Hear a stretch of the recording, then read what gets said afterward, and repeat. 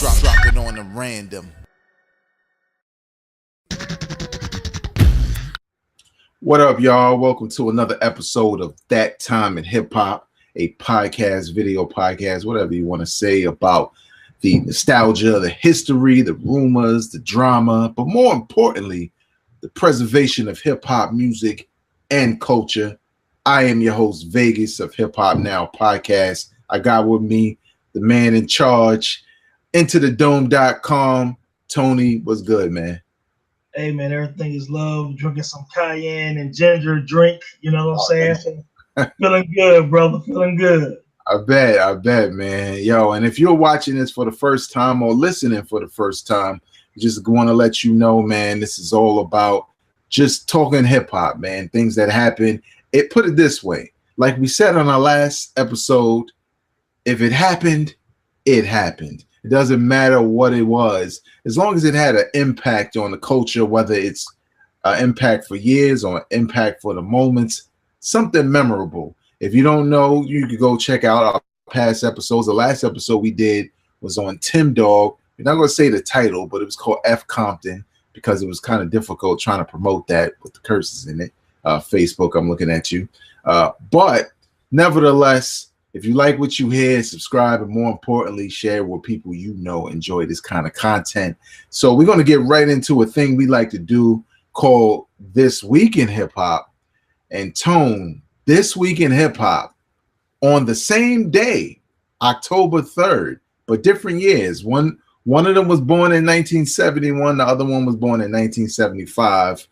Black Thought and Talib Kweli celebrated a birthday this week, man. Tone, two pillars in hip hop, two dudes that go into the Hip Hop Hall of Fame.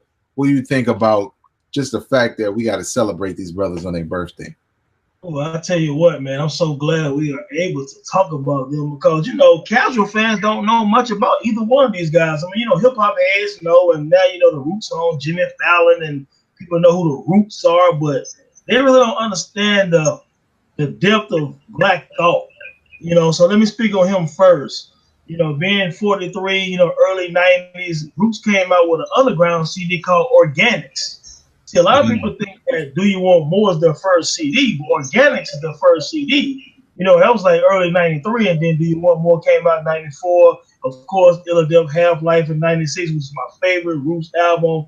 And then, of course, after that, the classic Things Fall Apart, and then Phrenology, et cetera, et cetera. Black Thought did some solo songs, but it never manifested into a solo album. He finally did some solo work with Ninth Wonder this year that a lot of people love. It's more of an EP, and they have more music to come from what I've been told. But Black Thought is one of the dopest MCs of all time. He has the perfect, you know what I'm saying, attack of the mic, very serious lyrically. I mean, hell, Big Pun put him on Capital Punishment, and he actually did pretty well because most times Big Pun would totally destroy you if you're on the trap floor. So the fact that Big Pun was very serious about his lyrics, picked Black Thought to be on Super Lyrical for his debut Capital Punishment, that tells a lot within itself. But Black Thought is, for hip hop heads, he's universally known as one of the dopest MCs ever. The Roots are highly underrated when you think about what they've done in hip hop from early 93 until now. They deserve everything, all the accolades. Black Thought deserves the accolades this year. He also did that Funk Flex freestyle, and it turned a whole new generation of people who tune in to Funk Flex onto Black Thought. I remember young guys saying, hey, that's the guy from that group from Groups on Jimmy Fallon. Yes, that's him.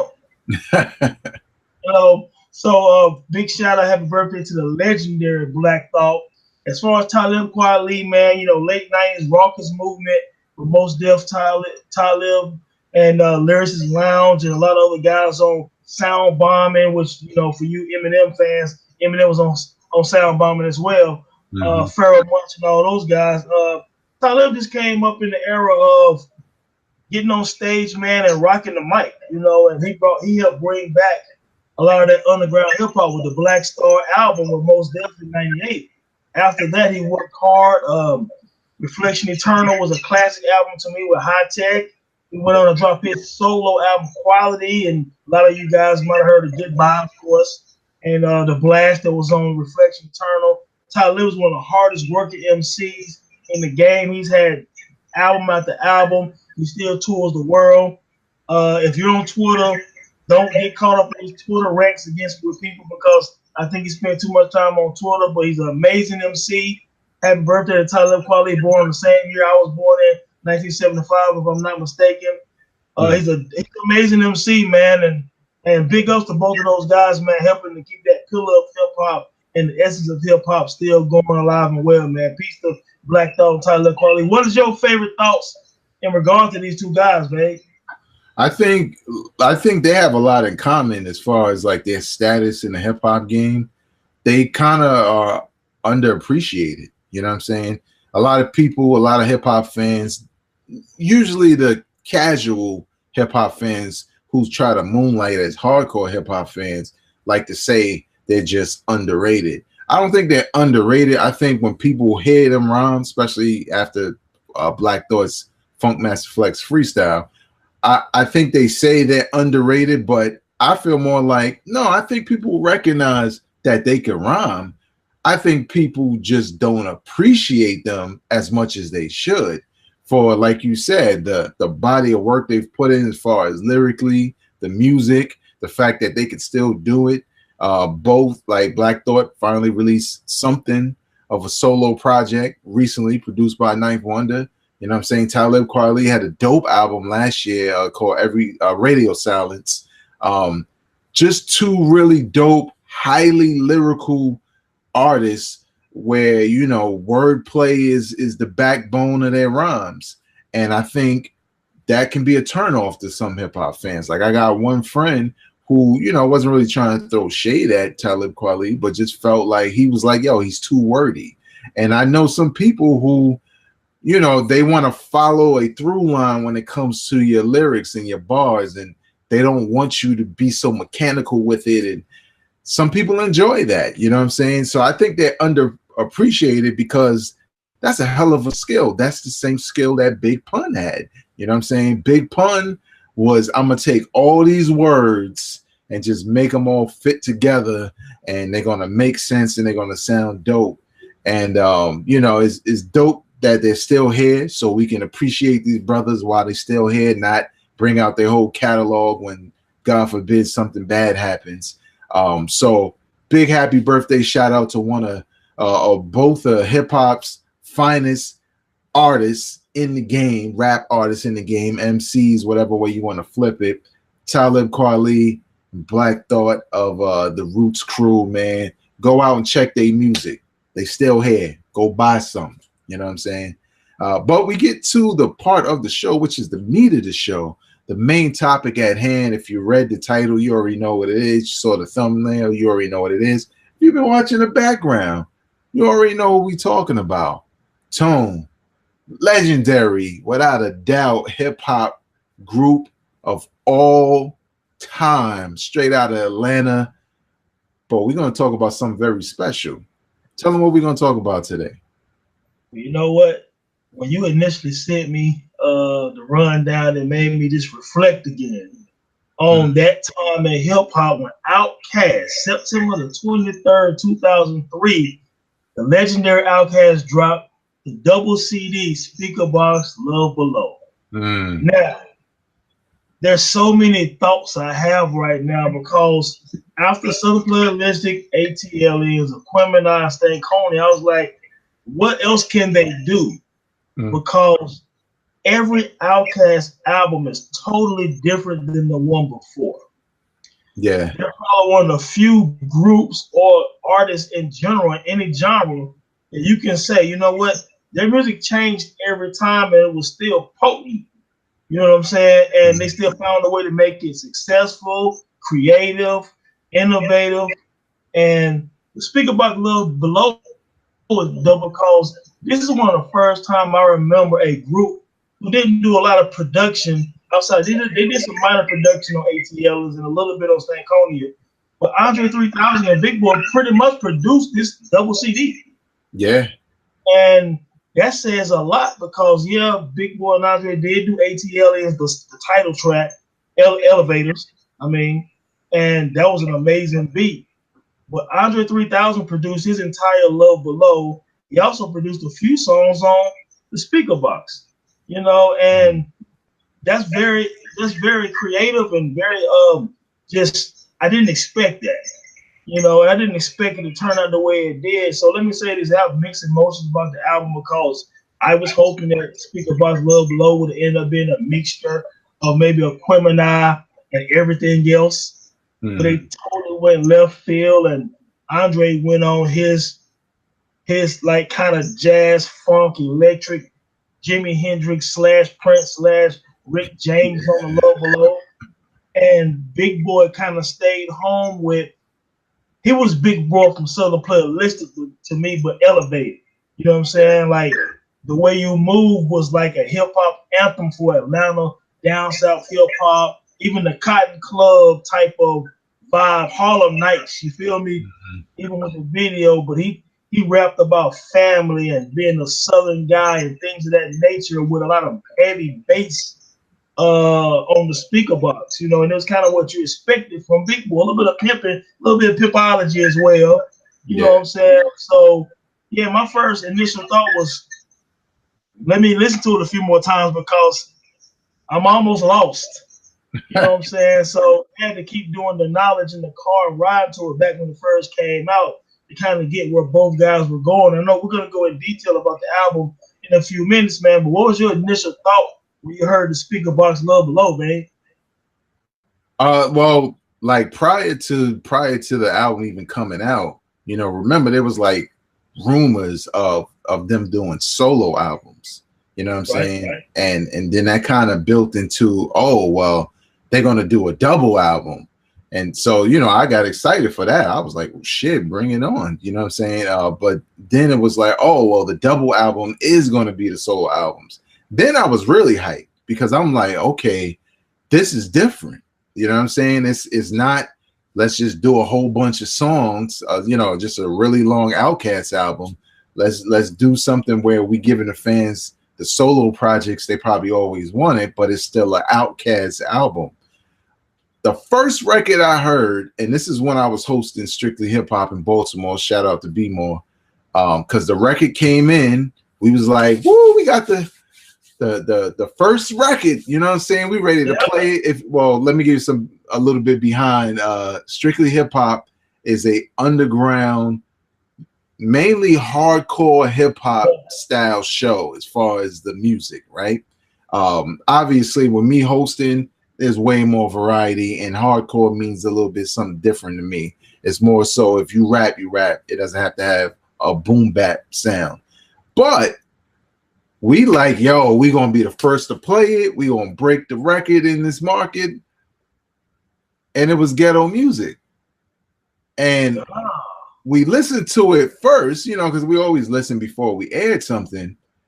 And when the techno beat came on, I was like, well, hold up, what the hell is this? Right. Like, you know what I'm saying? Because you know how you read a title and you like ghetto music and you start envisioning what it might sound like based off of their past material. You're like, this is probably gonna be crazy. And when it hit me with the techno, I was like, what? Now there were a lot of people around me when we played it, you know, DJs, as we basically had a listening session, and their reaction was they was just purely disgusted with it because they thought the entire album was going to be that. I kind of liked it because I just like how Outkast never gave you what you expected. You know what I'm saying? They could take any sound and make it hip hop, you know what I'm saying, in some way, shape, or form. So I liked it, but I was leery about playing it on the show. So once the album finally came out, I actually loved it right off the bat because I love the covers, first of all, because I felt like the covers really represented each CD, also represented each personality. So when I listened to Speakerboxx, I really felt like, yo, this is Big Boy all day. You know what I'm saying? Like everything you mentioned, the pimpology, all of it, the Southern, you know, feel to it, everything about it I mean, I Like the Way You Move. That joint was hit everywhere. You know what I'm saying? Everywhere. It was everywhere. And it's one of them records, like, no matter how many times they played it on the radio, you just play it back. Or you let it ride. But the thing with Andre, there was a little bit of disappointment because I wanted more rap from him. But I kind of understood where he was going, and it kind of made sense to hear what he had created. And then I wasn't that displeased with what he did once I got over the fact that he wasn't really rapping. Now, I will say this. Lauryn Hill, the Miseducation of Lauryn Hill, probably softened me up for what he did, because her album was an album where I was waiting for the hip hop, and I enjoyed the album. But, you know, my disappointment with not getting, you know, full hip hop album kind of went out the window when I enjoyed her album. So I felt the same way with this Outkast album, with The Love Below, man. But Ghetto Music and Hey Ya really threw me for a loop, because I was like, I don't know what this Outkast album is. When you heard these singles before hearing the album, especially seeing the videos, did you think like, oh man, Outkast then went all the way in the other direction, or was it something you expected? I absolutely didn't know what to expect, because again, you had 4 albums prior where they were totally different. You know what I mean? When you think about Southern Pluralistic and, you know, Players Ball, then turn around, Stank Coney, Bombs with Baghdad, you would think it's 2 totally different groups. Yeah. You know, so I didn't know what to expect. Now, unlike yourself, you heard Ghetto Music first. I heard Hey Ya first. And I was like, what the hell is this? Because I was like, I wanted to hear something different, but then it was like, okay, this is whack. This is brilliant. This is terrible. This is great. I had all these different emotions on a roller coaster each time I heard it. And I saw the video, and he was in the video like playing different roles in the video. It felt like a 1940s or 50s type of rock type song, and the video kind of reminds you of American Bandstand and Black and White when it first aired on TV. I didn't know what the hell to think, but I was like, okay, I kind of get it. And this is going to hit other genres of music and fans all around the world. It's kind of like when Pharrell did that song Happy. I was like, okay, I get it. Mm-hmm. You know, so then I was like, oh, this is going to be a hit, man. I get it. I don't know how the album going to sound, but I get it. And he produced it. He wrote it. He was able to be himself, showing his creativity and having fun. And again, real quick, as I've said on a few podcasts or blogs before, Andre 3000 is so talented and gifted. He reminds me of like Mos Def. Just rhyming is going to get boring to them because that's easy. Yeah. They have to push themselves artistically. So that made me appreciate The Love Below. So when I heard that, I was like, okay, I didn't know how to think at first, but then I finally got it. As far as Big Boy, like you said, that was classic Big Boy. It's a classic song. It felt like early Outkast. It felt like Big Boy. Big Boy really never deviated from being Big Boy on every album, really. Yeah. You know what I'm saying? So this is just a continuation of the music he made as a member of the group. You know, so you got a chance to really see him in this full Southern flair. And Andre, he had broken up with Erica. Him and Erica Badu had broken up. The Love Below was kind of like a love diary, damn near, all the way up to the way it starts to it ends with that day in the life kind of Andre Benjamin. He kind of tells the story about meeting Erica Badu and having his child and everything like that. So he kind of told his life story about learning how to love himself, learn how to love in general, and the ups and downs of love, and showing the creativity within that. So I did eventually understand and appreciate The Love Below Speakerboxx from the first listen, because it felt like Big Boy anyway. You know, he had the kind of beats, the rhymes. You know, he had Goody Mob on there, Jay-Z, Ludacris, all these people. And then, you know, The Love Below, Andre had people like, you know, Nora Jones, who I love so much. Nora Jones has a song with Talib Kweli we spoke about a few minutes ago called Soon the New Day on Eardrum. And then Nora Jones did that song with Q-Tip on the Renaissance that I love so much. Life is Better, one of my favorite songs in general. So, you know, Andre had people like Nora Jones and Khalees and, you know, some Wild Childs on there, and he experimented more. So man, the singles threw me for a loop on Andre's side, but then they did that single Roses, I believe, and then they had a video. And it gave you a little bit of both of them. They were able to be themselves on there. Like Andre kicked that pimp shit on there, and I mean Big Boy. And then Andre kicked his artistic stuff on his verses and stuff like that, and he produced that song. So yeah, man. I mean, it was my first initial impression with the singles. I was like, well, let me wait till the album because I don't know where they're going with it, but they're going somewhere. Yeah, and I think like what you said, to touch on what you said, when you look at their not just the features they had from other artists, but them being featured on the 2 different CDs that were kind of looked at as solo projects, it was well placed. So it still felt like this whole thing was an Outkast album. It's just that one was going to be more, more Andre, and one was going to be more, Big Boy. And I loved it, but one of the things that stuck out with me, and probably based off of the fact that, because what is it celebrating 20 years now? I think something like that. Damn, is it 20 years? Hold up, 50? It just celebrated the anniversary. Not 20. I want to say maybe 15. Maybe 15. Yeah, 15. It's 15. Yeah. So like this is 15 years ago, right? And I'm in Target, and this album is out there. I think it had just came out. And not to say that these certain individuals can't like hip hop, but when I saw this white man who, not because he was white, it was the type of white man he was. Because I know white boys, I know white boys that like hip hop. They look differently. But this was a really older, preppy, and he clearly didn't look like he was trying to find it for somebody else. Like, oh, my daughter wanted me to get this. He was clearly shopping CDs, and he came to the rap section. So, I'm like, what you came here to get? You getting some Nas? Like, what I'm saying? I didn't know what the fuck he was doing. And then I saw him pick up the Outkast, and I could tell he was looking for it. Probably because he saw the Hey Y'all video. And when I say preppy looking, I mean like he had the shorts at the right length with the plaid in it, with the polo on, with the the sweater tied it, like he was he was almost like a transplant, like somebody just planted him in there, purposely to purchase that CD. But to me, that said that, oh, Outkast really stepped out of their comfort zone now as far as who their fans are.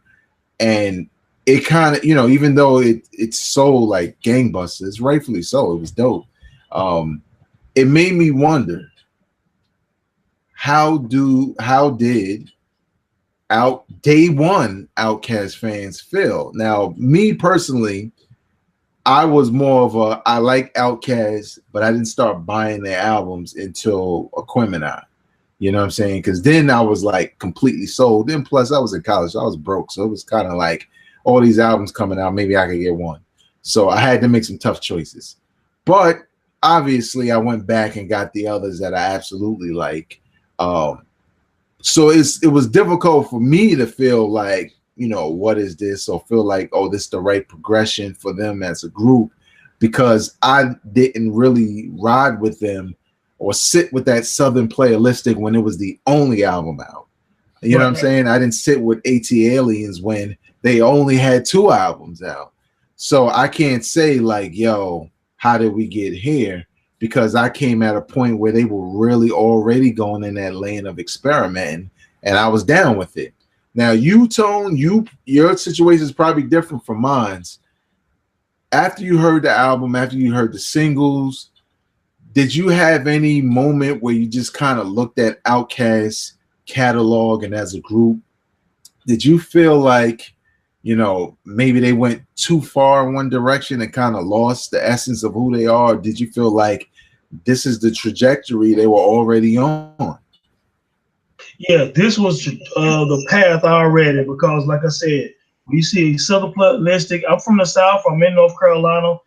We was on Southern Playalistic when we heard Players Ball. We were like, this is it. We finna battle these New York cats with these dudes. You know what I'm saying? We about to battle the West Coast with these dudes. Okay, y'all got Biggie Ready to Die. These cats out west got Dr. Dre, Chronic, and Snoop. Man, we down here down south. We got Outkast in there. You know what I'm saying? So, but they had the Southern sound. And then ATL, they had a blend of all kind of styles. Women, now they put it all together again and went somewhere.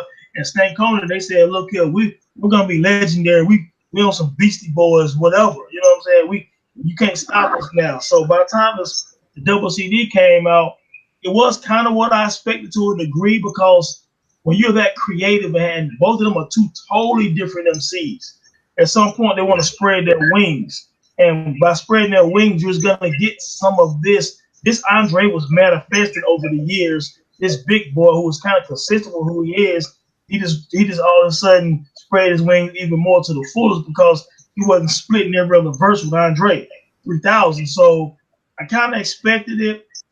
It was a little shock in regard to the Hey Ya and some of the songs on the album. But when I remember like the Prototype single by Andre 3000, that didn't surprise me. That reminded me of Mos Def doing Umi. You know what I'm saying? I was like, those kind of guys, again, they're going to be creative, because 16 bars is nothing. That's easy. It's easy work. You know what I'm saying? Now, Die Hard fans down here were a little upset at one point, because they wanted to hear 15 tracks Andre rhyming. Because Andre cannot rap most people. I don't care what era, I don't care what region. Most people can't rhyme better than Andre 3000. I mean, he's one of the best MCs ever at spitting rhymes. I think everybody was very surprised, was very pleased with Big Boy, because Big Boy was being Big Boy. If you like Daddy Fat Sacks, you gonna like the Speakerboxx. You know what I'm saying? But I think Andre left so much to be desired from some hardcore lyrical fans, because they wanted more. Now, your alternative hip hop fans who just like creativity and things of that nature, they thought The Love Below was absolutely brilliant. I've had these debates over the years. People have said to me, Love Below was brilliant. They didn't want nothing more. It was great. The music was great. Andre produced it. It felt like Andre. It looked like Andre. And they were totally satisfied. So for me, I wasn't totally satisfied, because I wanted to hear more rapping, but I do get it. They were on this path to leading up to the Speakerboxx Love Below. I think you can kind of see little pieces of it up to that point. Not mad at it overall, man. I knew it was coming. Not mad it was going to come. I was hoping for another project about 2 or 3 years after that to bring us back to that Aquemini style, but it never happened. Yeah, and that's the crazy part. You know what I'm saying? Like we spoke, off camera, obviously, about this album basically being like the final Outkast album, even though we had the Idlewild soundtrack. A lot of people, for whatever reason, tend to forget about that joint. But yeah, as far as like the albums, the officially what is campaigning to be, with no movie attached to anything, this was it, and we didn't think this would be it. Like you said, I figured, I can't wait to see what they do next. I mean, even when it took years before, Big Boy had a solo, I felt like the rap game had changed so much that Outkast's style of being different fit perfectly. It still does. You know what I'm saying? It still does. It fits perfectly with what happens today as far as music goes. So they could easily have another big album on their hands. But with that being said, and if we never ever get another Outkast album, where do you rank this double album by Outkast? Man, I'm gonna tell you the truth now. First, let me say this. Well, within their catalog, within their catalog of albums, where do you rank it? Within their catalog, I'm gonna answer that, but let me also make a comment before I answer that. This is just kind of riding off your previous comment. I thought they would make another album, but when you get to this point from their discography up to that point, I really don't know what else they could have done.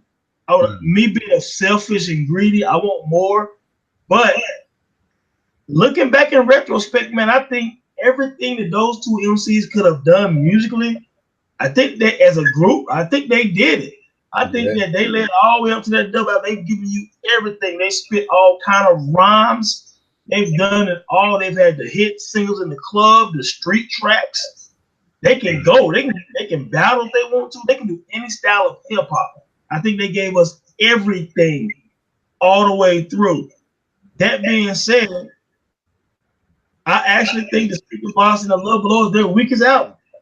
Now, but let me say, commercially, successfully, it's a diamond album, one of the few albums in hip hop history that sold 10 million or more. It's shipped. It's a classic in that regard. It has 6 Grammy nominations. They won the Album of the Year. That only happened with Lauryn Hill at the time, Miss Education. So they became legends on Grammy night because they had 6 Grammy nominations. They won 3. Hey, y'all won a Grammy. You know what I'm saying? And they got a nomination for Producer of the Year. That was Andre 3000. People don't know that. He got nominated for Producer of the Year. You know what I'm saying? So they won 3 Grammys. They sold 10 million records, critical acclaim, commercial acclaim. You know, in the eyes of some music critics, it's a classic. But for me, and this just shows how great Outkast is. I have equalized their best album because they put everything together. I like Celluloid the best, but I have equalized their best album. Then I have Celluloid to me. Then I have ATLiens. Then I have Stankonia, and then I have the Speakerboxx Love Below. Now, certain days, depending on when you ask me, I'll move them top 3. Because to me, the top 3 are all 5 mics.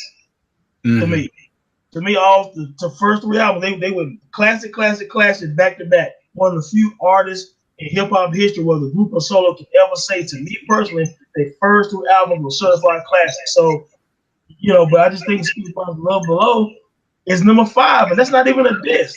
Outkast is the greatest rap group probably ever. I know now, not more influential than Run DMC or Public Enemy or NWA, you know, and to a lot of New York and East Coast guys, they might like Tribe Called Quest better, and Tribe is my favorite group. But you're talking about the creativity in music over 5 albums, nobody's greater. And that's just a testament to their legacy, and I still have it as their 5th best, and it's a commercial classic. Yeah, I think for me, you know, given my history with them as a fan, I probably have them as the 4th. And that happened over time because the older albums became better to me. You know what I'm saying? And it's mainly because this one is just so different. Stankonia is my least favorite. I don't ask me why. I like a lot of songs on there. But as an album, it's just not the one I go back to. I always thought that was one of the dopest covers ever in hip hop. And it's real simple, but it's just a dope ass cover.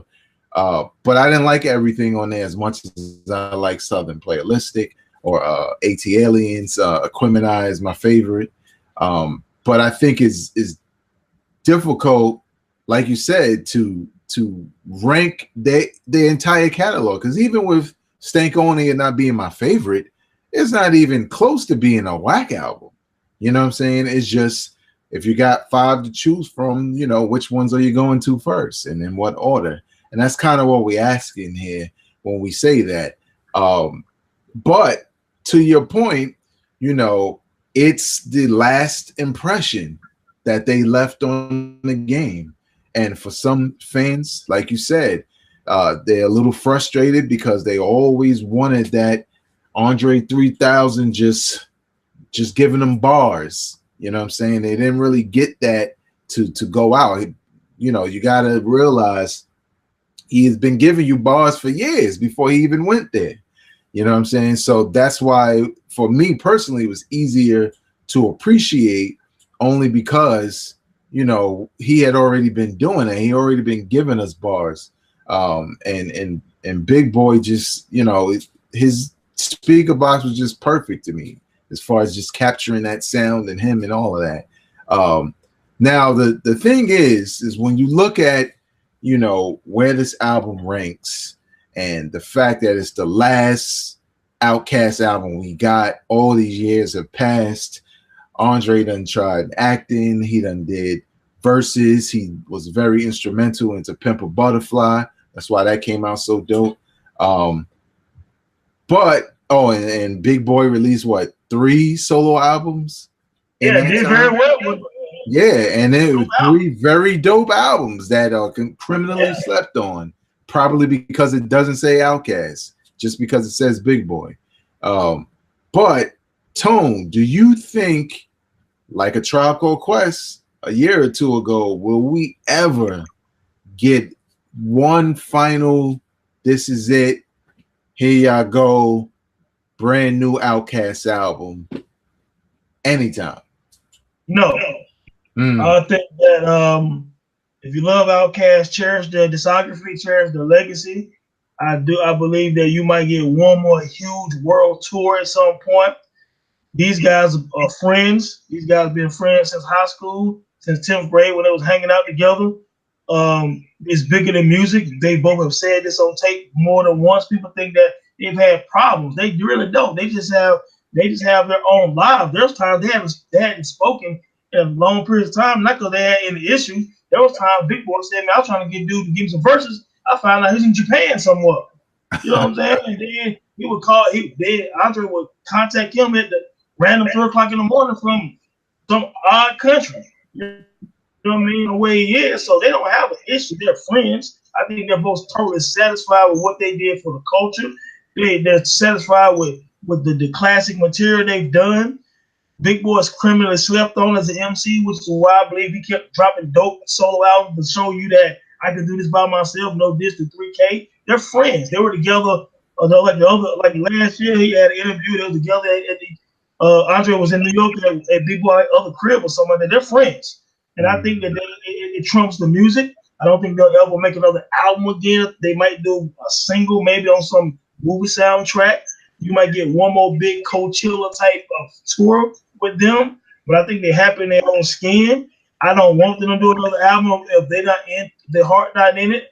I'm happy with what they've done for the culture, what they've done for hip hop in the South. They're 2 of the most talented guys ever to rap, man. So now you won't hear anything else. I don't think. I truly believe that, but I'm okay with that. You know, Rolling Stones don't make new music really, but they still tour. They still get love 50 years later, damn it. So it's okay. Don't make nothing just to please the fans of your heart not in it, because they've done enough for the fans already. So I do think that's it. Now, real quick, I want to give my favorite 3 songs on each album real quick. Yeah, go ahead. So for Speakerboxx, I'm gonna still say The Way You Move is my favorite song. I mean, wow, to me it's crazy when your favorite song is the single. You know what I'm saying? Because for me, it's usually not the case. I usually don't really like singles too much on albums, you know, personally, because I understand you got to do radio play. But this is a perfect song. I like The Way You Move. It's a perfect song. I like this song called Reset with Goody Mob. Very dope. And I like the song called Unhappy. So those are my 3 favorite songs on the Speakerboxx. And I love Below. I love Prototype because that felt like Andre, where he was in his life. It felt poetic and Jimi Hendrix / Miles Davis type. It was weird and different, but the lyrics were kind of dope. And he was really yearning for some love, you know what I'm saying, from the opposite sex and for just loving himself. So I love that. I like that life, the day in the life like Andre Benjamin, what have you. He rhymed about his life. He rhymed about meeting Erykah Badu, the way they met, having a child, the ups and downs of their relationship. I do believe that The Love Below is kind of like Marvin Gaye's Here My Dear. I think, and even Nas's Life Is Good to a degree. I think it was kind of, I don't want to say a love letter, love story, but it was heavily influenced by a previous relationship. And then Spread was very dope as well. So those are my favorite songs on the album. Man, do you have any songs that kind of stick out on the double CD? Yeah, on Speakerboxx. My favorites are The Way You Move. You know, that's just really dope. What else was on there that I liked the most? I love Reset. I just love the whole vibe of that record. Recently is dope. Yeah, man. It's one of those records that, regardless of where you are, it just forces you to pay attention to it. You know what I'm saying? Like, you kind of feel like, you know, you're kind of in the mode of this album. That song accomplishes what it needed to, as far as, you know, getting me from doing whatever I'm doing. I could be cleaning up the house or whatever, to really lock in and think about the lyrics and listen to them and the whole song all together. Also, I love Last Call.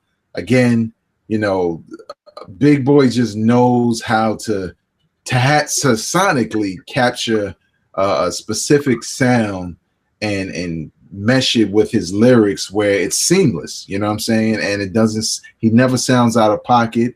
He always sounds comfortable. He sounds like he knew what he wanted to do with that track when he got it, whether he wrote the lyrics first or the track came second. On the Love Below, hold up, I had the whole thing open. Obviously one of them I really love is She Lives in My Lap. Yeah, that's dope. The minute I heard that record, I was like, yo, this needs a video, because I was like, this is like, if I was an A&R and I'm picking records for videos, like, I don't know if this is probably definitely a second video, but it has to happen. What's the other joint I like? I like Roses before it became a video. Yeah, that is a good song. A Life in the Day of Benjamin Andre, because, you know, it was kind of like, oh, there it is. It was like I said with the Miseducation of Lauryn Hill. You know, when Lost Ones comes on, you like, yo, this is what I was waiting for. You know what I'm saying? Give me them bars. Felt the same way about this, and I thought it was like a perfect ending to an album I was already digging for what it was. You know what I'm saying? So, like, again, like Tone said, man, we may rank them not number one as far as this last album, but that doesn't mean it's whack.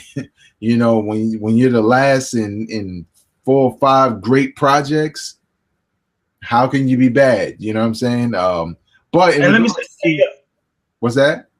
Oh yeah, and just let me also just quick point I want to make. You know, this album coming out in September, you know, whatever of 2003. Remember that earlier that year, like February, March, is 50 Cent dropped Get Rich or Die Trying. You know what I'm saying? So for any of you guys our age to understand, 50 Cent took over hip hop when Get Rich or Die Trying came out. Any club you went to, in any hood, you know, any gas station, any barbershop, anywhere you was at, they played Get Rich or Die Trying. He ruled hip hop at that moment. Even Jay-Z told the guys in Rockefeller, hey, dude coming. And then when he came in, this is what I was telling y'all about. You know what I'm saying? So you had that whole thing with Get Rich or Die Trying. The Dipset was very large in 2003 in New York and stuff like that, and hip hop and stuff like that. So you know, you look at it where Outkast from the South, I'm proud to say, came back and took rap again. Yeah, look, with all that G Unit and Dipset and all that coverage, they still did numbers. They did more numbers than they ever did in the midst of that. But to me, that speaks more to not competition, but more so variety. You know what I'm saying? Because it wasn't something that competed with the sounds of 50 Cent. It was something you could be like, I'm going to get this G Unit joint, I'm going to get this Outkast joint, and you can rotate them because there wasn't the same material. You know what I'm saying? But in regards to like them ever doing an album, I think if they do a new song and it catches fire, I don't think they're going to do an album. I think we may get an EP, or we may get some hybrid because they're not going to do it any way we expect. We should already know that about Outkast. It's not going to happen in any traditional way whatsoever. If it's going to come out, it's going to be big. And the only thing that gives me a little bit of optimism as far as them doing anything in the lines of an Outkast project is when Phife died. When Phife died, and they talked about, damn, we should have did that A Tribe Called Quest and Outkast album years ago, and now Phife is not even here. I think moments like that make artists think about, well, what happens, God forbid, what happens if Big Boy dies, or if 3 Stacks dies, and now you looking at, you know, one of them the way we kind of look at Havoc now. You know what I'm saying? It's like, damn, Prodigy's not here. You mean to tell me we'll never get another Mobb Deep album? You know what I'm saying? So I think that makes artists think about, like, well, let's give our fans one more thing, whether that's a full-length album or 7 songs. I could see it possibly happening. I just don't know how soon. And you know, Tone, nowadays, it could come out tomorrow. So we wouldn't even know. You know what I'm saying? It could just drop. Right. We go on the timeline, see new Outkast, and boom, you know, we already there, man. But how do you feel about Outkast and Speakerboxx Love Below album? Were you a big Outkast fan? Did you feel like, you know, this was where they should be in hip hop? Did you feel like, nah, I don't really mess with that album, it's not like the others, I usually mess with the others? Leave your comments in the comment section below. We do read them, we do respond, so it's important that you do that. But we get to the point in the show where we like to recommend something you should go out and listen to. And my recommendation for this week is from Wale out of DC, and it's called The Gifted. I believe it was his I think it was his 3rd album. I don't think it was his 2nd album. Maybe I'm wrong. But the reason why I picked this particular album, I have a love-hate relationship as a fan with Wale. Wale is a dude who's really dope, but when it comes to his albums, he doesn't display it as much as he does when he does mixtapes. Mainly because when he was on Rick Ross label, Maybach Music or whatever, it felt like, because of when he came out, you know, he was chasing J. Cole, he was chasing Meek Mill, he was chasing Drake, he was chasing everybody from his era to be commercially relevant, and he didn't always hit on those notes. And just like in our J. Cole episode, I think when he finally understood that people want the mixtape Wale, the mixtape Wale is a dude that does poetry, who's real conscious, not as concerned with radio hits, even though it's fine. And the Gifted album was the first time where I was like, this is what you should do. This is the perfect balance of what we need to hear from you. This is the perfect balance of the commercial aspiration you want as far as the singles, because he had hits with the singles off of there, especially the Clappers joint, probably still running in the strip clubs to this day. One of the dopest records, sampling or basically evoking the essence of not only go-go, but the doing a butt record from back in the days with School Days. And I felt like this was the first time I felt happy for this dude, because I'm like, yo, do that every time, man. Release these kind of albums all the time. There was a lot of conscious stuff on there. Again, there was party records, but they were the type of party records that were very catchy and well thought out. I thought all the beats were fine. This came out in 2013, I believe. Hold up. Yeah, 13. Yeah, 2013. It's called The Gifted. It's Wale. It's an album. It's not a mixtape, so you can check it out on the streaming service or whatever you got to do. But I think it's a very dope album. In some cases, it was kind of slept on. But I think if you want to know what's the perfect Wale album as far as my critique of what he should be as an artist, that was it. That was the sweet spot. Tone, what's your recommendation for this week? And what you think about that Wale album, if you heard it? Real quick, I like Wale.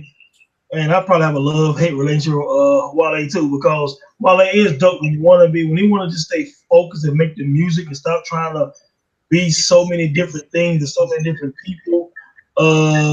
Then he's dope, you know. And The Gifted is a dope album. I like that love-hate thing he did. That's my favorite song on the album. He has a video for it. It has a Motown Marvin Gaye feel to it, damn near. That's my favorite Wale song that came after that. Back to the feature he did with Knife. So I like the album. My recommendation: 2008 T.I. Paper Trail. And look, man. First of all, T.I. is dope. When you want to be, he's as dope as it gets, man. The dude can rap. He has a good ear for beats. He knows how to rhyme over different type of beats. Paper Trail showed him at his peak in terms of variety of styles. He would have something like Swagger Like Us with Wayne and Jay-Z and all of them on there, Kanye. He would then have the song What's Happening when he was dissing you got that passed away. I'm trying to remember his name right now. From the South. What's his name? Shorty Red? Shorty Low. Shorty Low. Yeah. What's up? What's happening? Little diss track. Then he would have my favorite T.I. song is actually on this album. It's called Ready for Whatever. You know what I'm saying? Hard, bass, bang. I just posted on Facebook tonight. Ready for Whatever's on there. But then you have Live Your Life with Rihanna. You have Dead and Gone with Justin Timberlake. You have Swinging Rag or whatever with Swiss Beats. Then you go right back to hardcore tracks like that. I'm Illy. You know what I'm saying? And the 56 bars and all that. So T.I. gave you everything on this album, man. He has a dope discography, man, and this album stayed right up there on the top echelons of his discography with Urban Legend, and I even like this album better than King. You know what I'm saying? So yeah, trap music is probably his best album, but Paper Trail is up there in his top 3 or 4 to me, man. So yeah, if you haven't heard Paper Trail, please go to YouTube, man. Put it in Ready for Whatever, and get that track a run, man. But it's a very dope album, and the album started off very dope. Started off hard. He started right off rhyming. Yeah, you know what's crazy? Paper Trail is to T.I. what Speakerboxx and Love Below was to Outkast, where it was kind of like this is the top of their powers. You know what I'm saying? Yeah. As far as lyricism, as far as music and expanding it, because trap music is probably my favorite album. Yeah, mine too. But Paper Trail was more like he's a rap star, but now he's a superstar. You know what I'm saying? Like the music on there was, I don't know if that was the goal, but he became more than just a rapper to me. He became like a legend in some respects, because absolutely. Now it was more than just being a dope rap artist. He was just a dope artist at this point. Because anytime you can craft, and we know everybody has help, blah, blah, blah. But anytime you can have an album that, like Tone said, does all those different things, all those different sounds, all those different features, all those different verses. He got diss records. When you can do all of that and it comes together cohesively, dope name for an album title, something that seems pretty obvious, but nobody's had it before. Dope album cover. Like it was just a perfect storm for T.I., man. So that's one of my favorites also, man. And y'all should definitely check that out. Because T.I. got a new album coming out. So go check that out and pay some respects. But that's going to do it for us here on That Time in Hip Hop. We hope you enjoyed this podcast, and don't be shy. We got other ones you can go back and listen to and check it out, or watch. This podcast is available in an audio form on iTunes, but you got to search for Hip Hop Now. It's a part of that stream. But you can just watch it if you can, and subscribe to this channel on the B-Roll Network here on YouTube, and leave your comments in the comment section below. And please know that it is possible to share it with people enjoy this kind of content. That's going to do it for me, Vegas of Hip Hop Now Podcast, and my partner in crime, Tone of IntoTheDome.com. Until next time, y'all, go out and support hip hop music. Peace. Drop it on the random.